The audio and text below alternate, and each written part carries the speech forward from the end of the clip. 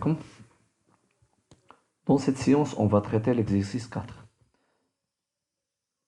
Donc l'exercice 4, on a un plateau et un verre. Donc un appui sur le bouton poussoir M doit provoquer 3 tours d'un plateau muni d'un bossage et entraîné par un moteur M. Un aller-retour d'un verre V muni de 2 capteurs électromécaniques de fin de course B et C. Les deux mouvements sont indépendants, mais ils doivent commencer simultanément. Le démarrage ne sera possible que si les capteurs A et B sont actionnés. Pour reproduire un nouveau cycle, il faut un nouvel appui sur le bouton poussoir M et que les deux mouvements soient terminés.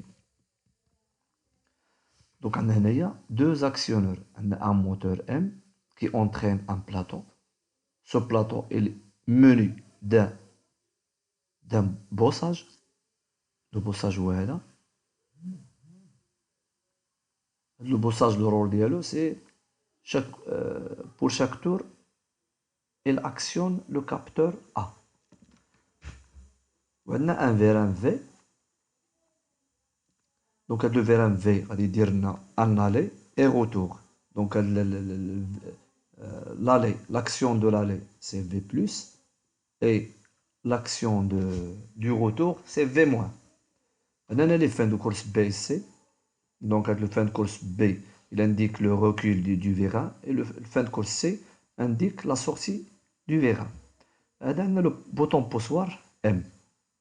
Donc, on a deux, c'est comme l'exercice 3, on a deux séquences simultanées. Deux séquences simultanées. Donc, on a le moteur M qui va tourner et le vérin V qui va faire un aller-retour. Donc, les deux séquences s'exécutent simultanément. Donc, première question, écrire le graphe 7 du point de vue partie opérative. Donc, niveau 2. On va écrire le graphe 7 niveau 2.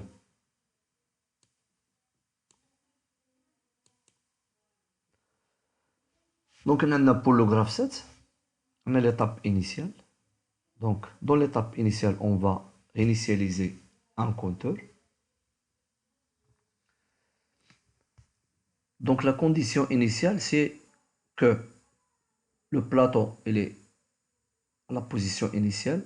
Ça veut dire que le bossage, il actionne le capteur A et que le vérin actionne le fin de course B.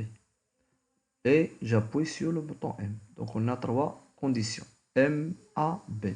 Donc, M, A, B. Fois. Donc, les trois entrées sont en ciré. Donc, on a une branche O. O, branche A. C'est une branche, c'est une divergence A. Divergence en A. En A, ça veut dire que les deux séquences s'exécutent simultanément. Ouais. Donc l'étape, lorsque j'appuie sur M et que A est actionné et B est actionné, donc l'étape 2 et 10 s'exécutent simultanément. Donc le vérin va sortir, donc l'action c'est V+, et que le moteur tourne, donc KM1, le contacteur qui alimente le moteur M est actionné, est actif.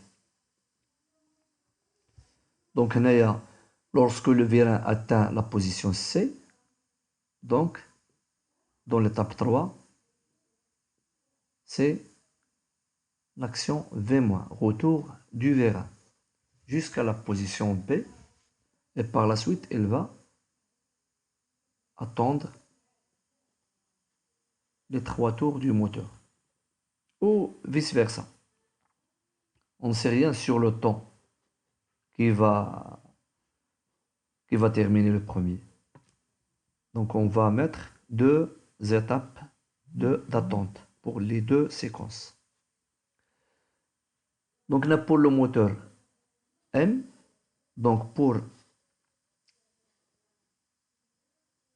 compter le nombre de tours du moteur, donc on a besoin du frein montant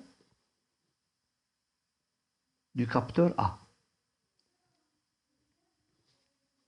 La flèche indique le front montant de A. Donc le front montant, ou la partie aérienne. C'est le passage du 0 à 1. Ou le front montant. Le capteur qui est déjà ouvert, à l'état ouvert, من بعد كيتسد هذا هو le front montant في هذه la partie هذه. C'est une impulsion en microsecondes. C'est une impulsion. Donc on met dans le graphe 7 niveau 2, on met une flèche. Il indique le front montant du capteur A. Donc on a dans l'étape, on passe à l'étape 11. Donc dans l'étape 11, toujours le moteur il est en état de marche, mais on va activer un compteur. Donc le compteur s'incrémente pour compter le nombre de tours. Chaque fois l'étape 11 est active, le compteur s'incrémente. Donc lorsque le bossage action le fin de course A, donc le compteur s'incrémente.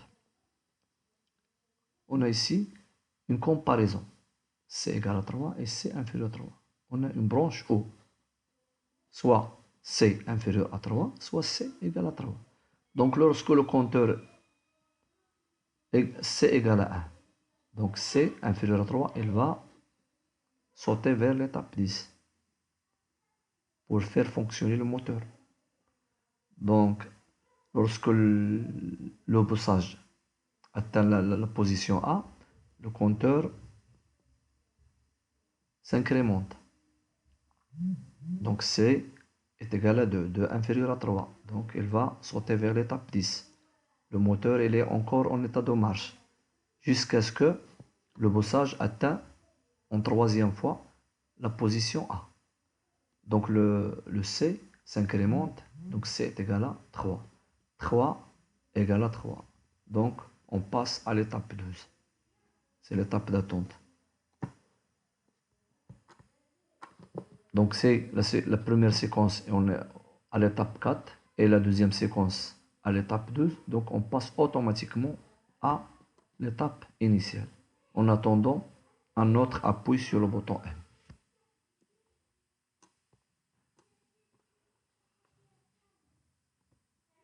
Par la suite, donc, je vais faire l'exécution de ce graph 7 sur le logiciel TIA Portal.